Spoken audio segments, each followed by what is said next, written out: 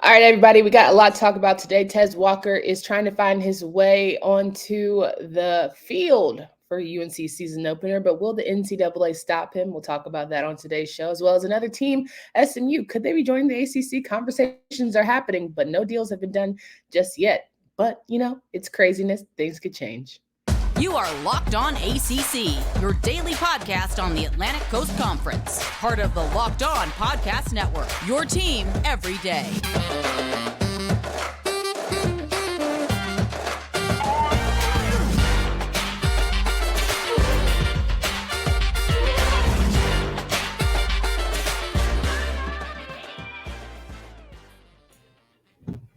What's going on, everybody? Welcome to today's edition of Locked On ACC. I'm your host, Candace Cooper, joined by Kenton Gibbs of Locked On Wolfpack. Each and every day, you can find us wherever you listen to podcasts. Make sure you download, subscribe to the pod.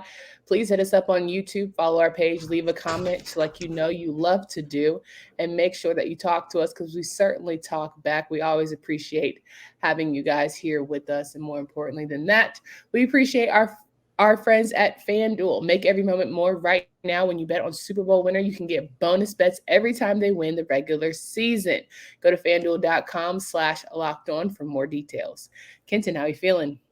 I feel great as always. I'm ready to get into these topics because there's a lot going on here, and there's some very interesting angles that I think a lot of people are missing here. So I'm ready to dive right into it. 100% agree there. Let's talk through the fact that Tez Walker out of North Carolina is trying to be ready for the season opener, but just came down from the NCAA that he has eligibility issues. He did not play at North Carolina Central, played a year somewhere else, transferred twice, 2-time transfer rule, and all the things that come with that seem to be in the way of him being able to put on a UNC jersey come season starting. Yeah, it's a peculiar situation. It's a situation that there are lots of moving pieces going around about it, and it's it's a very touch and go situation in which I'm surprised, honestly, that the young man's waiver was denied for multiple reasons. I understand that he is not a graduate and that grad transfers have a very different set of rules than undergraduate transfers. I understand that. I fully get that. However, the rule was changed, I believe they said 3 days, two days after he was already there. That's not how it works. In almost every other instance in life, there's a thing called grandfathering in. And regardless of my personal feelings for the University of North Carolina, it seems to me that it's very clear Mr. Walker should be grandfathered in and granted the eligibility to play if the circumstances under which he transferred, under which he made this decision, fit that criteria. The only thing that I will say that is an indictment of or goes against Mr. Walker's case here is the fact that there was something mentioned about his grandmother being sick, and then the original reason that he said he was leaving was because the coach left, which, I mean, that's obviously like an incongruency there. But everything else, literally everything else, by all accounts, rules are rules. But you can't retroactively put in a rule and then say, oh, hey, by the way, everybody's subject to this new rule, even if you had already transferred under the old rules. Like that to me is nonsensical and not fair.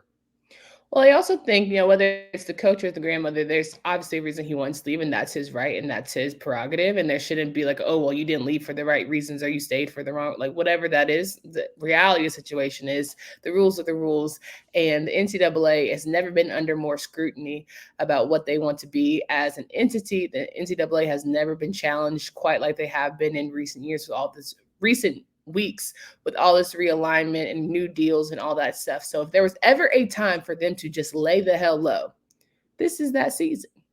I agree. I mean, it would be in the NCAA's best interest to lay low and all that. And we're going to talk about one of the most infamous cases in NCAA history coming up here in just a few.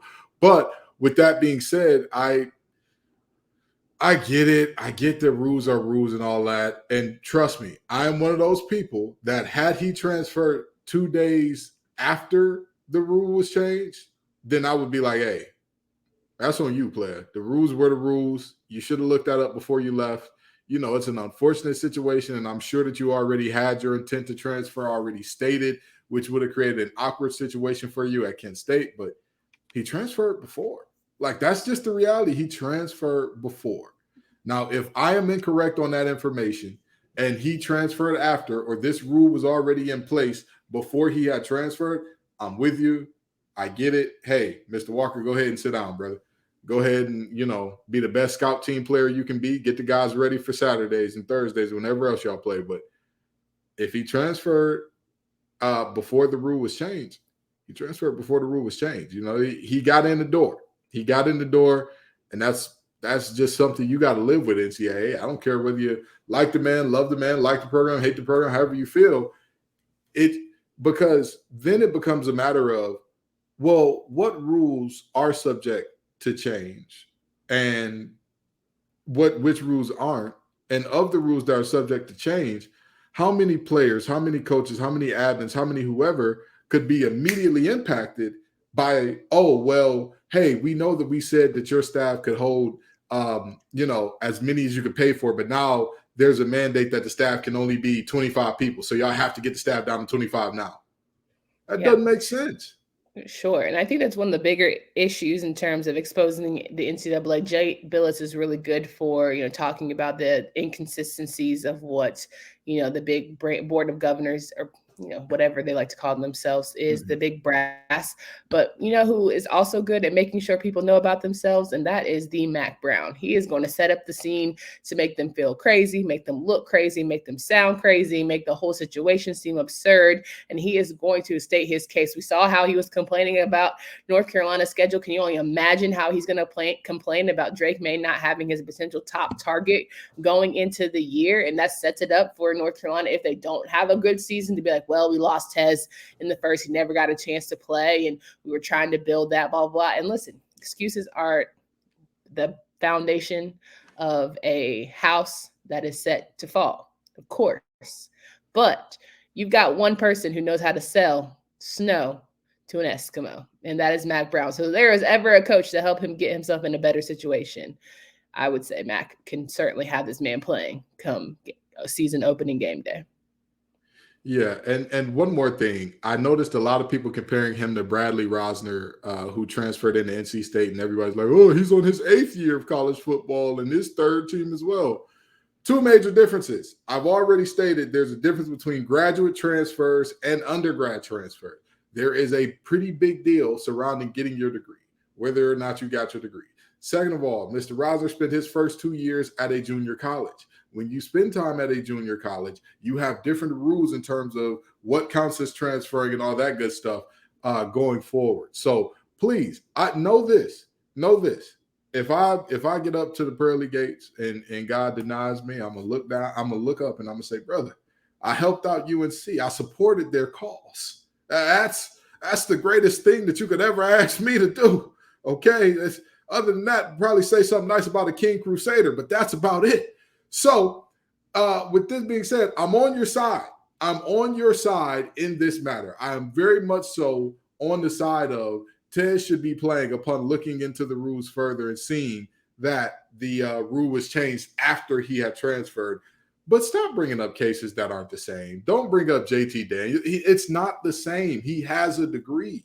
It's objectively a very different situation. Sure. Now, if you want to say the rules surrounding grad transfer should be changed, hey, that's a conversation to be had. But bringing up JT Daniels and Bradley Rosner will not help you in this situation. That's fair. All right, I want to talk about our friends here at Bird Dogs. Listen, Bird Dogs makes you look good. Bird Dogs has stretch khaki shorts that are designed to fit slimmer through the thigh and leg, giving you a truly sculpted look. Bird Dog shorts do the exact same thing as Lululemon, but fit way better. They fit way better than regular shorts that are made of stiff restriction cotton. Bird Dogs fixed the issue by inventing cloud knit fabric that looks just like khaki, but stretches so you get a way slimmer fit without having to sacrifice the movement. Bird Dogs uses anti-stink sweat wicking fabric that keeps you cool and dry all day long. How mature am I? Now go to birddogs.com/lockedoncollege, enter promo code lockedoncollege for free white tech hat with your order. That's birddog.com/lockedoncollege by entering promo code lockedoncollege for a free white tech hat. You won't want to take your bird dogs off, we promise you.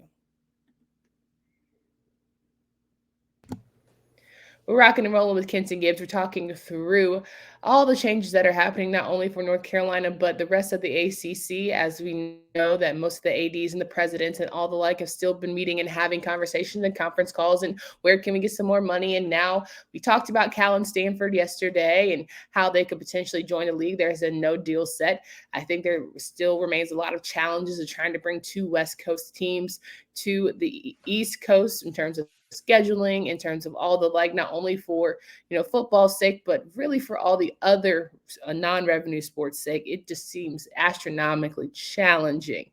Before I get into SMU to the ACC, which we know that you have a good background story, I want you to give people like just an idea of SMU and all the journey they have been through the NCAA, since that's what we were talking about earlier. Absolutely. SMU is the first and the only, I believe, to this point, program to ever receive the death penalty. The death penalty being a moratorium on all playing of other schools for whatever period of time. They received that, and they haven't quite fully recovered since then. And why did they receive that? Oh, they received it because they were paying players. They were paying players. Which was apparently part of the course for the SWC, Southwest Conference, which was mostly schools in Texas at that time and a few in Oklahoma. But the Southwest Conference, they were paying players and whatnot. And apparently SMU was the most brazen about it. And they had a booster by the name of Sherwood Blunt, who was like the main culprit of the payments or whatever the case may be. And I have long held the stance that, number one, now the NIL is back, they need to let Sherwood back. They need to welcome him back with open arms. Sherwood sounds like a pre-roll, but go ahead. And number two, the students at SMU are missing out on an amazing opportunity. Put Sherwood Blunt's face on a shirt. Put it on a shirt and say, "Hey, bring back Sherwood." Bring back Blunt. Keep it high and tight. Bring back Blunt. There's a picture of Sherwood standing in the middle of a cornfield with his old lady. He's wearing this nice three-piece suit, double-breasted three-piece suit. She's standing in the back behind a white, I want to say it was a Cadillac of some sort, maybe a Chevy, but it was a beautiful car. She's wearing the white with the cream accent. He's wearing the tan suit. They look good as a unit. Does Sherwood look like you and me? No, he doesn't. Sherwood does not. But Sherwood put it on, baby. Sherwood put it on. You said three-piece suit, and I just immediately went to like Sunday's Best. And he did. Let me tell you, and I know any SMU fan is probably tired of hearing me talk about Sherwood Blunt, because every time I get a chance to talk about SMU, I talk about Sherwood Blunt. But there's an opportunity there. There's an opportunity, and they're actually on the come up at this point in time. Like, they're now back on an ascension. That's like adding them into the ACC would. Actually, I think it would be a pretty good thing for the ACC. 1,000%. Listen, get that Dallas market back in here, baby. Get Dallas in here. Let's go. One of the biggest metropolitan areas in the nation. Come on, let's do it. Now, when you talk about from a football standpoint in not metropolis, what's the word I'm looking for? I don't know. Metropolitan?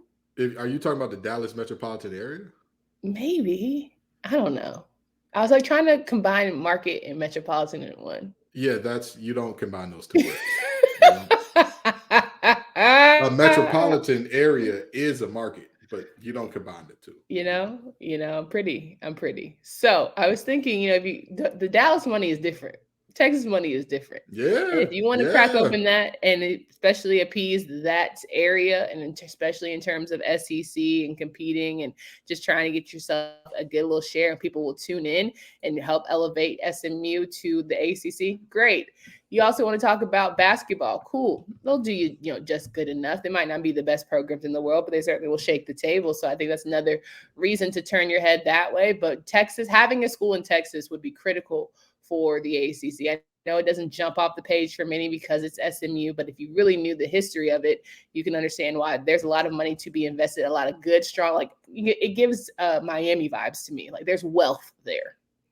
SMU would not be the lowest viewed team in the ACC if they came in tomorrow.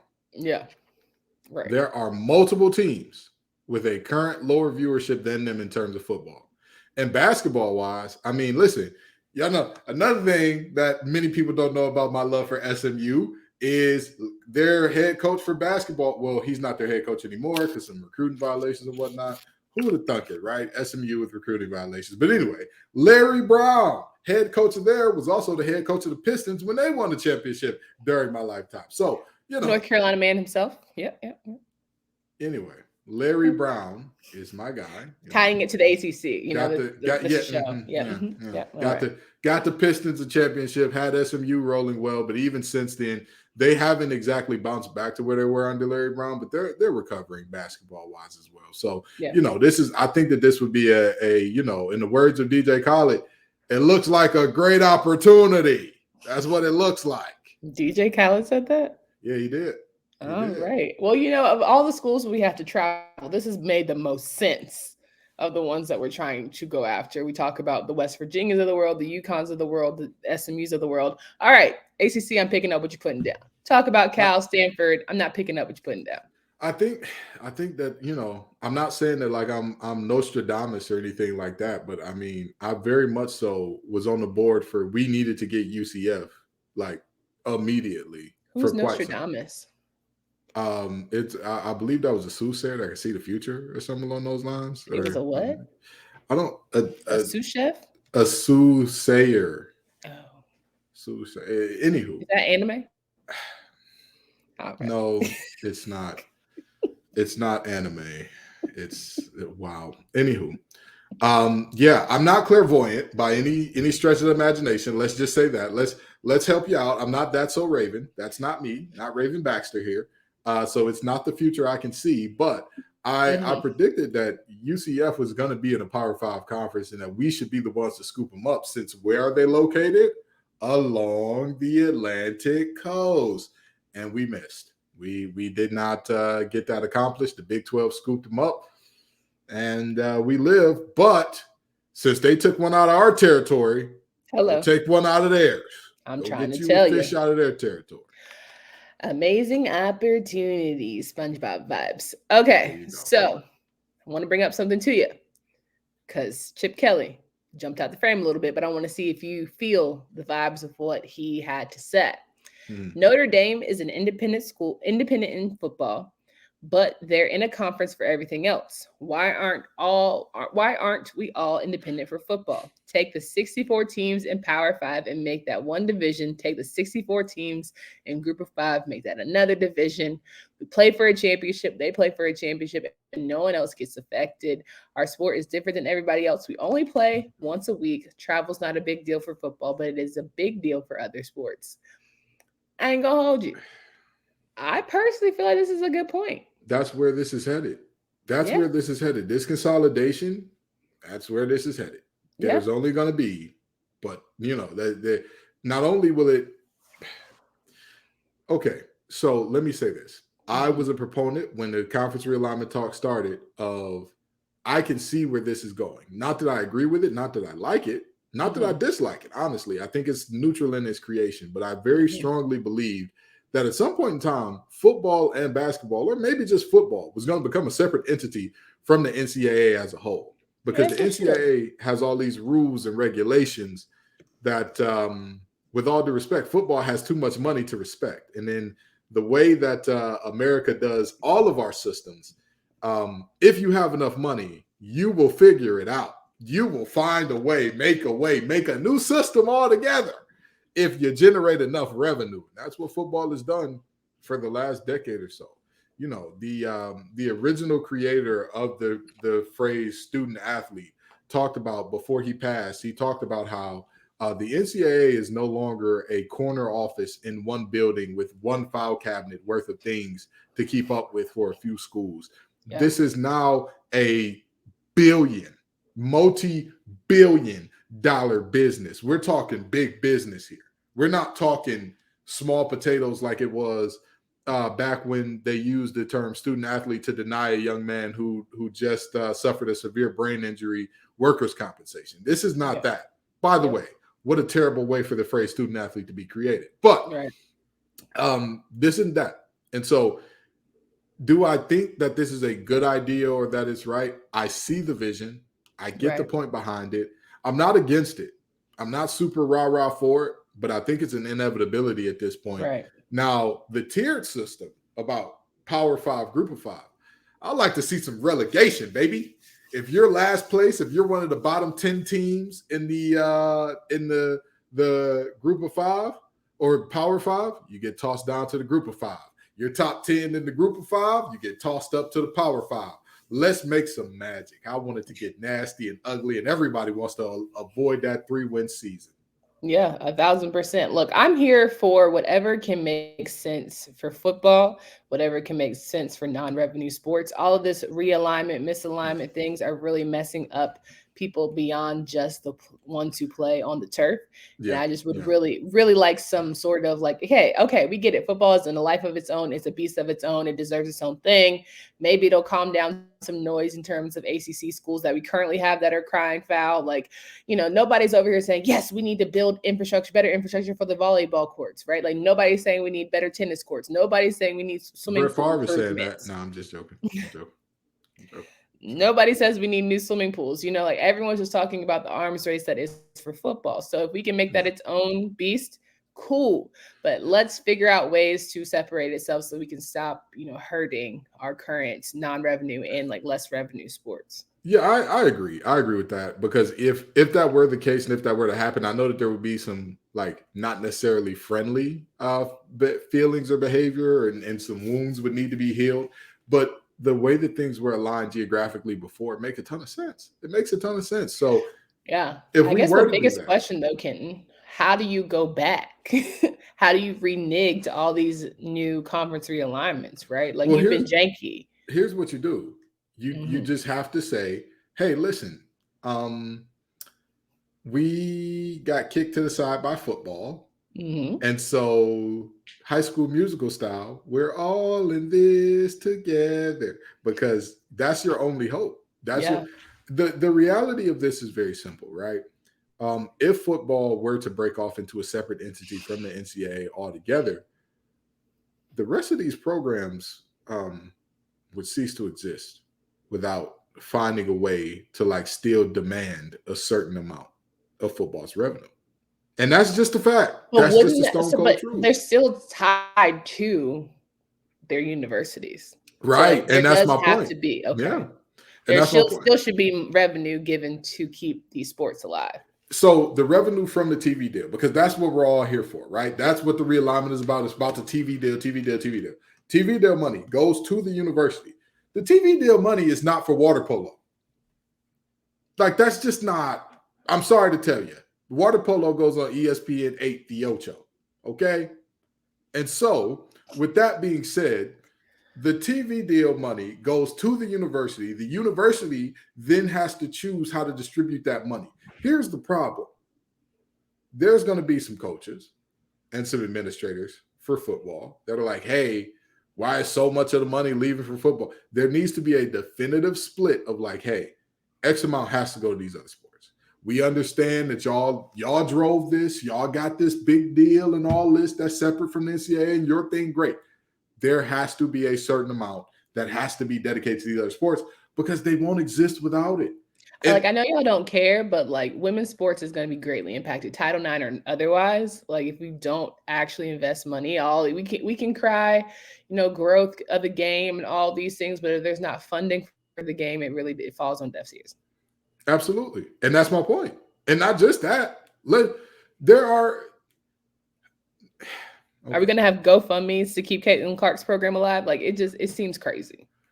Watch this. Are we going to have GoFundMes to keep Sha'Carri Richardson's college alive? Are we going to have GoFundMes to keep the next great pole vaulter in school? Are we going to have a GoFundMe to keep UNC swimming afloat? Are we going to have, hey, we selling fish plates, y'all. We're trying to get Virginia track and field on board. Hey, we've won multiple national championships, but nobody really cares about field hockey. So, if y'all could just come on out and support our car wash, like.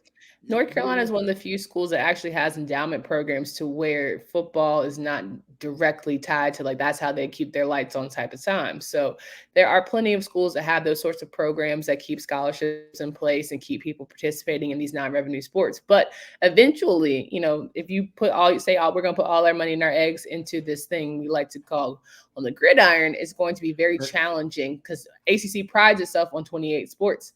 It might not be the case. And if everybody, again, we're talking about an arms race. Like, legitimately speaking, if you were to take a player from, let's say, the 50s and drop them off in today's game with all of the things. Actually, let's not even go as far back as the 50s. Guys who played in the early 2000s, go to campuses now and are like, what? This is different. Wow, this is astounding. We heard Greg Olson talk about it the other day in terms of Miami. Miami was throwing around money. Let's be honest, okay? They were throwing around money, and that's not an allegation. That was something that was proven that they had some sanctions against them and whatnot for. And yet even Greg Olson said, yeah, these facilities look extremely different from when I played. Whole nother level from when I played. So I'm saying all that to say, if every player from the smallest Southeastern Delta Valley State directional school for the differently abled all the way up to a university in Miami when they were winning national championships is now saying, hey, these facilities are beyond me and anything that I've ever seen, well then if we're still fighting for every penny we can make for better facilities and newer facilities, then the next thing that comes to mind for me is if those endowments are not in place and guaranteed, football will scrape up that money. And that's no ifs, ands, or buts about it.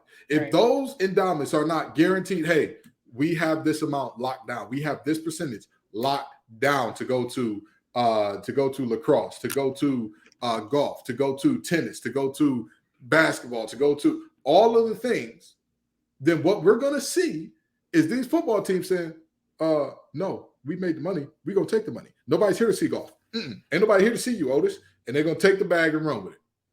Yeah, it'll be interesting to see how it all kind of transpires because, like you said, things are very much actively changing. The way we thought that college sports would go is certainly not how it's ending up, and that's mainly for football's sake. Like, there's still going to be a March Madness, there's still going to be NCAA tournament, like there's still going to be a lot of things and a lot of jobs that are at stake based on how things are shifting. But it'll be as we continue to cover this and move forward with it, just keep in mind, I know it's crazy, and Florida State people and Pitt people and Virginia Tech, everybody has an opinion about it, but there are humans behind all of these decisions that are being made. I know it's crazy.